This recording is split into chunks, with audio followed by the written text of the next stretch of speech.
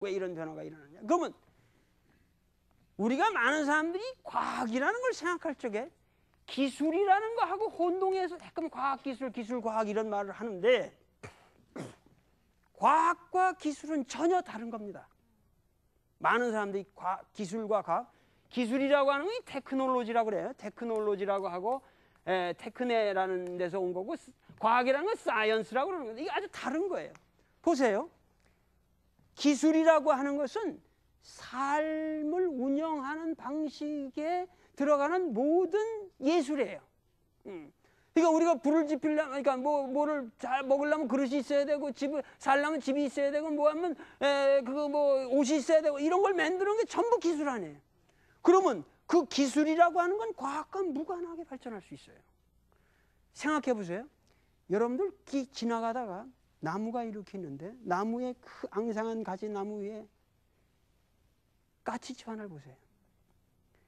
까치집을 이렇게 보면 나는 이 경혈이나 이런 거, 전 의사니까 그런 거 생각하면서 내가 느끼는데 어떻게 그렇게 멋있는 명당들을 고르는지 몰라요. 그러고 그 까치가 그 명당을 골랐을 뿐만 아니라 태풍이 와도 전혀 부서지지 않는 우리들 집보다 더 잘 만든 집을 줘요. 그러면은 우리가 그것을 까치의 기술이라고 말할 수 있죠. 그러나 까치의 과학이라고는 안 그러죠. 아시겠습니까? 기술이라는 건 아주 원시적인 삶의 방식으로부터 계속 있는 거예요. 기술이라는 건 과학하고 관계없이 인류 문명에 등장한 게 기술이라고 말이에요. 그런데 그럼 과학이라는 건 뭐냐? 과학이라고 하는 것은 기술과 무관한, 이것은 뭐냐면 인간의 지식의 문제예요. 과학은 이 세계를 바라보는 인간의 인식의 문제라고 말이에요. 우리가 어떻게 이 세계를 해석하고 어떻게 바라보냐 하는 건데, 이 과학이라고 하는 것은 왜 서양에서 이 과학이 유독 나왔냐 하면은 이것이 히라빈들의 사실은 발명이라고 말해도 그 과언이 아닌데, 이 과학이라고 하는 것은 반드시 이 세계를 연역적으로 해석한다 그래. 이 연역이라는 게 뭐냐면 이게 수학적인 거예요. 수학적인 거. 수학적으로 이 세계를 수량적으로 연역적으로 해석해낸다고 말이에요. 그래서 이거는 과학이라고 하는 것은 이 세계를 아주 조직적으로 바라보는 우리의 지식의 문제예요. 지식의 문제거든요. 그러니까 예를 들면 기술만 가지고 얘기한다면, 제가 최근에 그불이라고 하는 제 작품을 써서 그래서 동수노에서 그 미추국단에서 공연을 했습니다만, 일본의 생각해 보세요. 일본의 근세의 모든 그 도자기 예술인가 아리타 야키라든가 사츠마 야키 이런 어마어마한 예술이, 그 도자기가 전부 우리 조선 시대 때 그 임진왜란 도국이 건너가서 된 건데, 그 당시 임진왜란 당시에 이 가마를 갖다가 전 세계에서 도대체 1300도 가까이 올릴 수 있는 그 온도를, 가마의 온도를 그렇게 올릴 수 있다는 것은 전 세계적으로 상상할 수가 없는 기술이에요.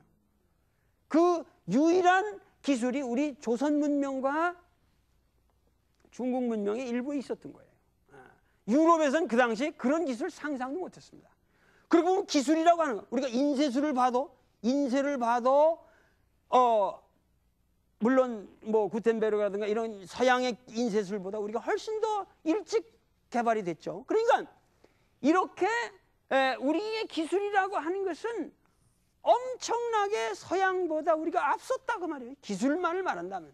그러나 이렇게 앞선 기술이 지금 맥을 못 쳐요. 소용이 없어. 여러분들 조선조의, 나는 이런 자기뿐만 아니라 조선조의 예를 들면 가구라든가 이런 걸 보더라도 엄청납니다. 그 어떤 발상과 그 가구 하나의 그 아름다운 묘미라든가 건축을 봐도 전혀 우리가 기술적으로 뒤지는 나라가 아니에요. 서양에 뒤지는 나라가 아니거든요. 그럼에도 불구하고 이렇게 된 것은 과학과 기술이라고 하는 것을 생각할 때 우리는 과학의 전제가 없는 기술만 있었다는 얘기예요. 과학의 전제가 없습니다. 그러면은 인류 문명의 소위 서양이라고 하는 것은 뭐냐면 20세기를 가장 특징 지우는 것은 과학과 기술이 랑데뷰를 했다는 거예요. 과학 속으로 기술이 들어오고 기술 속으로 과학이 들어가면서 인간이 생각할 수 없었던 많은 영역을 개척해 나갔습니다.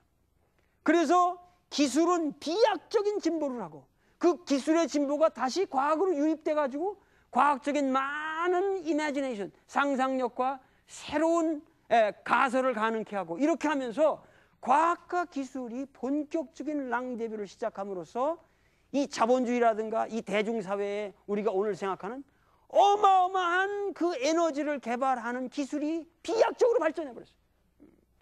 그것도 불과 20세기의 특이한 현상이에요. 20세기의 특이한 현상이란 말이에요. 그러니까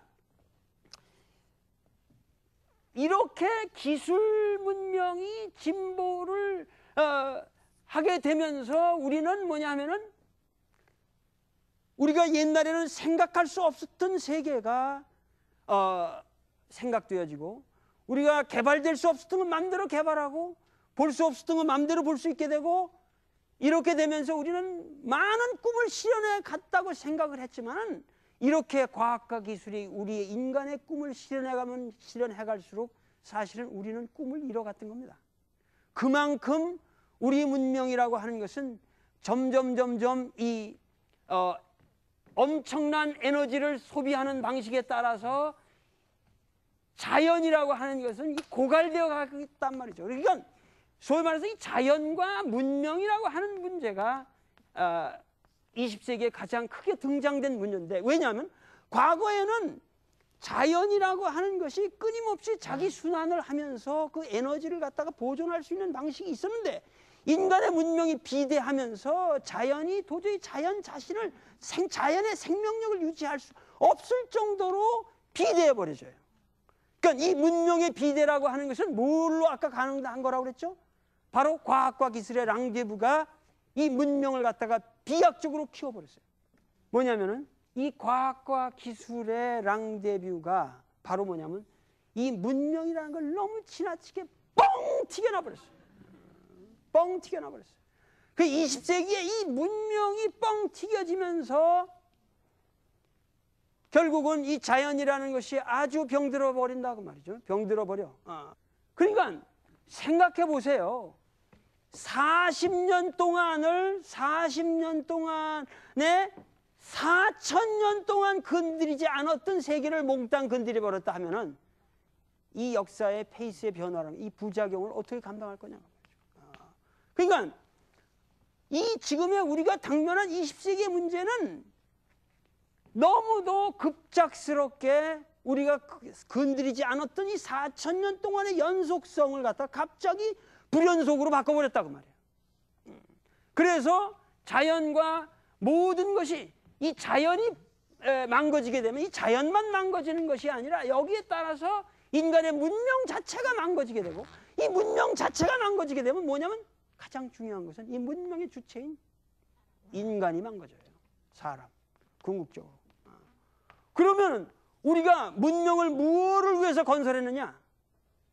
문명을 건설한 것은 인간을 위해서 건설했는데 이 인간을 위한 문명이 이제는 인간을 해치는 요소로 등장한다면 이 문명에 대해서 우리는 심각한 재고를 할 필요가 있다.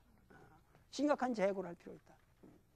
그래서 노자철학이라고 하는 이 주제는 이러한 문제에 대해서 인간과 자연의 화해라고 하는 문제에 대해서 피상적으로 말하는 것이 아니라 근본적으로 인간이 어떻게 다시 생각해야 되느냐 하는 것을 가르쳐주는 철학입니다. 21세기 문명의 그 첫째 주제인 인간과 자연의 문제를 생각할 적에 노자 철학에서 이런 말들이 떠오르는데 많은 사람들이 노자 철학하면은 무의다 그러면은 아무것도 안 하는 거로 생각하는데 그런 것이 아니고 이것은 적극적인 인간의 행위에 관한 이론입니다.